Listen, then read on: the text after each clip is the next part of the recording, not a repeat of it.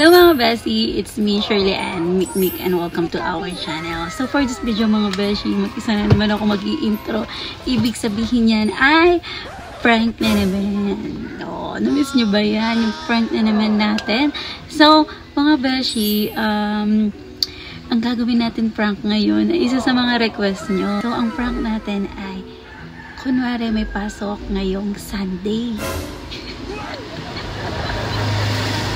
School on Sunday prank. Okay. So, wait.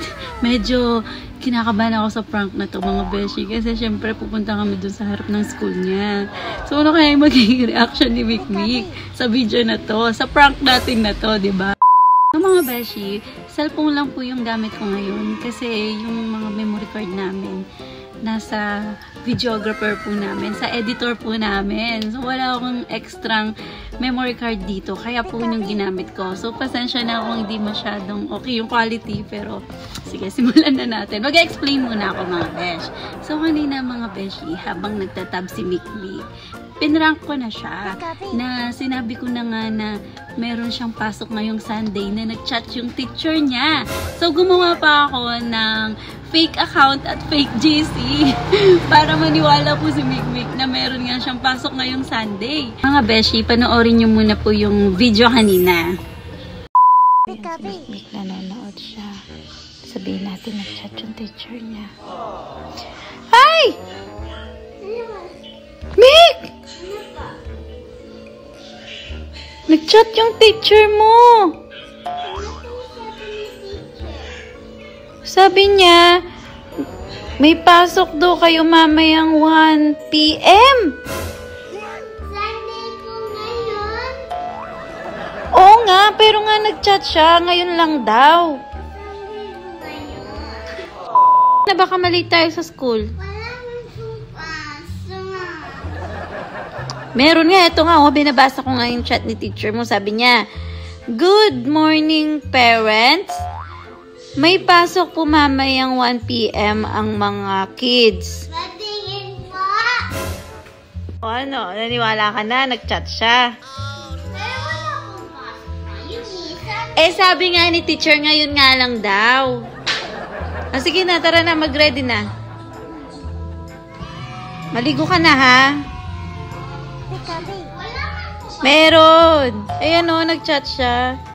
Mga beshi, nung una, hindi siya naniniwala. Kaya naman, syempre, advance ako mag-isip. Gumawa na ako ng fake GC na, ayun nga, na kunwari, nag-chat yung teacher niya. So, ayan, ayun yung ginawa ko. So, kaya malakas yung loob kong sinabi na, uli ka dito, basahin mo, ganun. Pero tumawag si Aisha, yung BFF niya, buti na lang, hindi nabanggit ni Mikmik na may pasok sila ngayong Sunday. Kung hindi, hindi na naman natin mapaprank si Mikmik, di ba? Sabi ko kay Chai, dun sa kapatid ko, huwag niya munang papuntahin si Mikmik dito dahil nag-i-intro pa ako. Konti lang yung mga gamit na dala niya ngayon dahil Sunday nga lang, sabi ko. Mabilis lang yung klase nila. So, tara na. Simulan na natin yung prank natin. So, mga beshi, huwag niyo pong masyadong seryosohin yung video na to. Prank lang to. At kung meron pa po kayong mga request na prank sa mga susunod, i-comment nyo lang yan. Okay? So, tara. Simulan na natin ang ating prank. Mga beshi, palabas na si Mikmik. Nakita ko. Tapos na siya mag-ayos. So, ayan na siya. Saan na si Mikmik? Yan! So, wow! Marunong na siyang mag-ayos! Oh, wow! Bigay po ni Mama. Bigay po ni Mama. Marunong na siyang mag-ayos mga beshi. Okay. So, Mik, first time no, mangyari ngayon. Sunday may pasok ka, no? Sige, galingan mo na lang kasi maaga ka naman lalabas mamaya. Tapos, pagka-out mo, saan mo gustong pumunta? Always! At saka po kila Aisha. Ay, papasyal siya kina Aisha. O, sige. Tara. Abay po. May nakalimutan pa ko. Wait lang po. O, sige.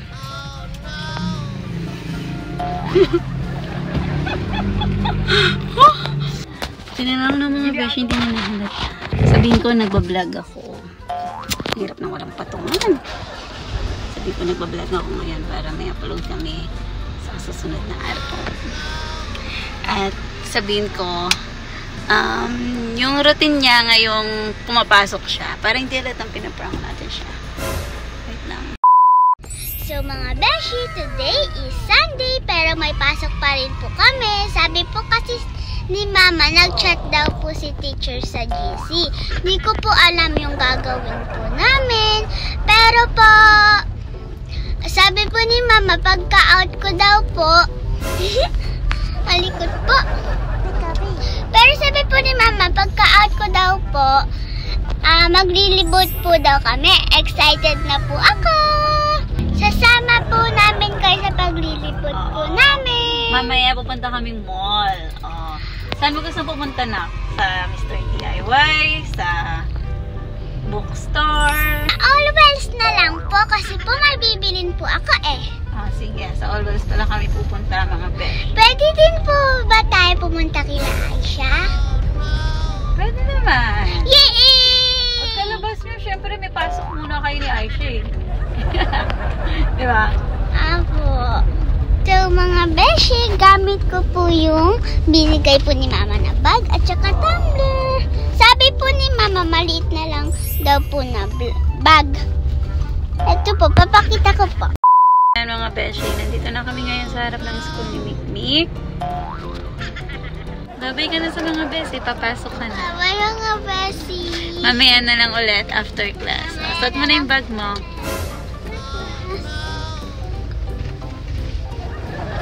Tara, hatid na kita.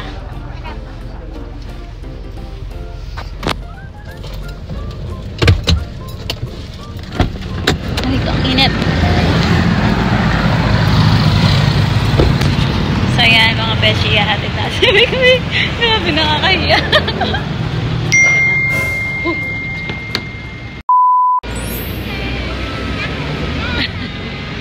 Tara na, hatid na kita.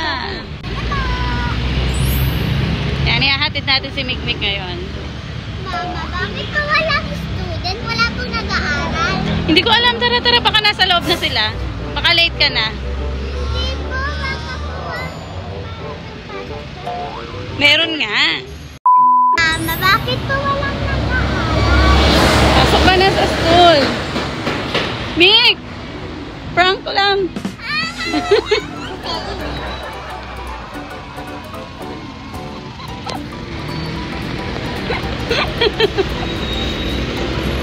Ay, sinaraduhan ako ng pinto.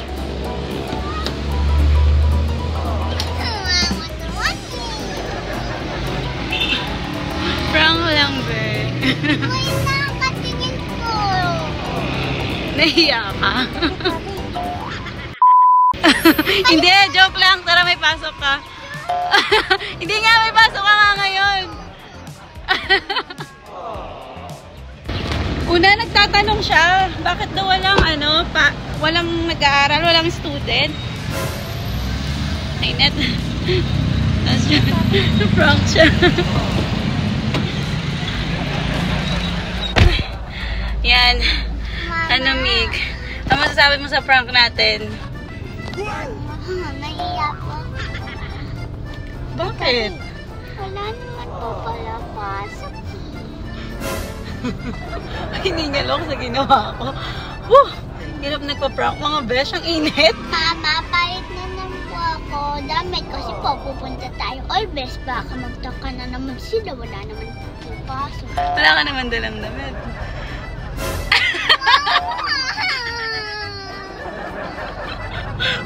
Wala naman siyang dalang damit. Wait lang. Hiningal ako. Wait lang. 1, 2, 3, and...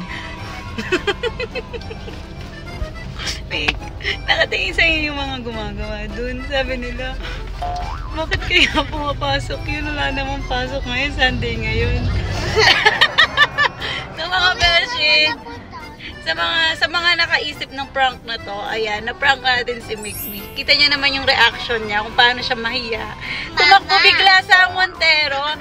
So next time na, huwag kang tumatakbo ha. Kasi syempre nasa daan tayo. At syempre tingnan mo muna yung mga sasakyan. Mama. Diba? Kasi nandito na kami ngayon. At namimili si Mikmik. Syempre dito siya agad pumupunta sa mga school supplies.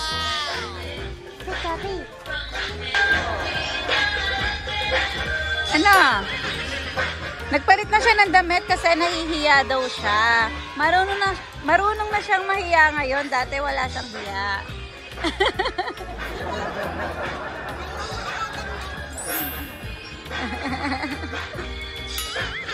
Ano?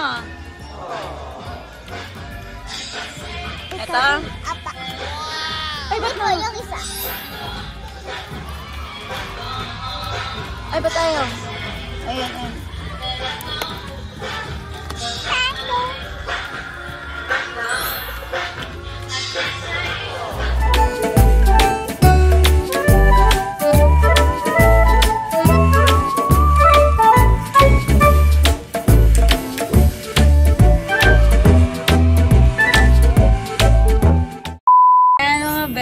Kasama ko yun si Shena at susunduin natin si Mikmik.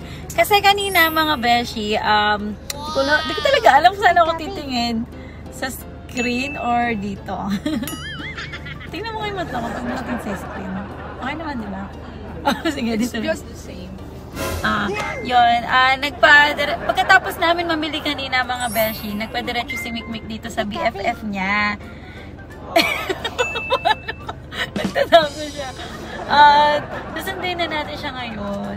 Kaya naman, nag-request ulit yung bata.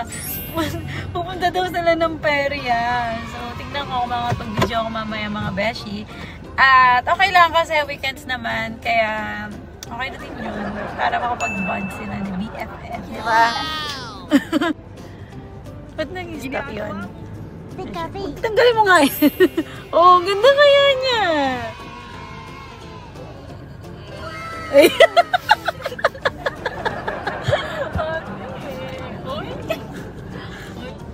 Shy type na siya sa camera ngayon. Parang dati pa lang. Okay lang kahit ano yung mukha niya. Ano yung nagme-make face siya. Ngayon, ganun na siya. So wait lang mga beshi. Ayan si Mikmik. Magpaperya ka? Apa, ito po si Aisha. Ay, ayan si Aisha. Naglibot yung bata. What?